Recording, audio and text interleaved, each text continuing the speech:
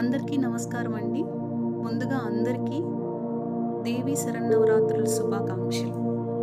దేవీ శరన్నవరాత్రుల్లో మొట్టమొదటి అమ్మవారి అలంకారము బాలా త్రిపుర సుందరీ దేవి. బాలా త్రిపుర సుందరీ దేవి అంటే త్రిపురుని భార్య, అంటే ఈశ్వరుడి భార్య అయిన గౌరీదేవి అని అర్థం. మనస్సు, బుద్ధి, చిత్తం, అహంకారం ఇవన్నీ బాలా త్రిపుర సుందరీ దేవి అధీనంలోనే ఉంటాయి.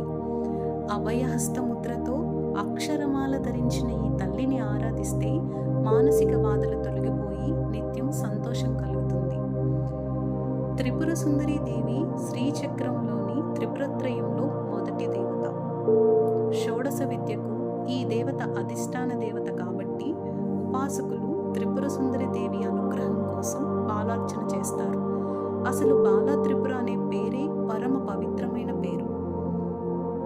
ఈ తల్లి త్రిపుర సుందరీ దేవి, అయ్యవారేమో త్రిపురాంతకుడు. ఆది దంపతులు, వారి తత్వం కూడా అలాంటిది. త్రిపుర సుందరి అంటే మనలోని 3 అవస్థలు, జాగృత్, స్వప్న, సుషుప్తి, వీటి అన్నిటికీ అధిష్టాన దేవత. ఈ 3 పురములను శరీరముగా చేసుకుని ఈ జగత్తంతటిని అనుభవింపచేస్తూ బాలగా అమ్మవారు సంతోషిస్తుంది. మనం ఎన్ని జన్మలెత్తినా ఈ 3 అవస్థల్లోనే తిరుగుతూ ఉంటాం.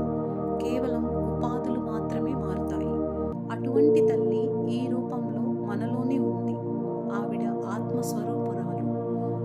ఆవిడిని పూజిస్తే జ్ఞానం కలిగి తానే శివస్వరూపంతో చైతన్యం ప్రసాదించి మోక్షమునకు అనగా పరబ్రహ్మతత్వం వైపు నడిపిస్తుంది. బాలా త్రిపుర సుందరి ఆవిర్భావం గురించి మనకి బ్రహ్మాండ పురాణంలో లలితా సహస్రంలో కూడా కనిపిస్తుంది. బండాసురుడు అనే రాక్షసులకు 30 మంది పిల్లలు. వీళ్ళందరూ అవిద్యావృత్తులకు సంకేతం.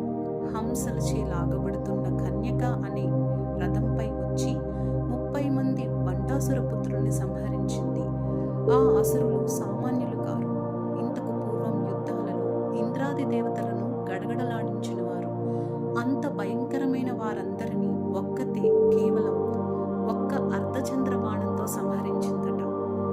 బాలగా కనపడుతున్న శక్తికి ఏమాత్రం తక్కువ కాదు. బాల ఆరాధన ప్రాణశక్తి ఆరాధనగా చెప్పబడుతుంది. హంసల రథం అమ్మది. హంసలంటే శ్వాసకు సంకేతం. ఉచ్ఛ్వాస నిశ్వాసమైన శ్వాసని, ప్రాణశక్తిని అక్కడ హంసగా పోలుస్తారు. ఆ విధంగా అమ్మవారి ఆరాధనలో ఈ ప్రాణశక్తిని, మూల ప్రాణశక్తిని ఆరాధించటమే బాలారాధనగా పిలువబడుతుంది. ఈరోజు అలంకారం గురించి ఇప్పుడు మీ అందరికీ తెలియజేయటం అయిందండి. అందరూ కూడా దేవీ శరన్నవరాత్రులను చక్కగా జరుపుకుంటారని ఆశిస్తున్నాను. నమస్తే.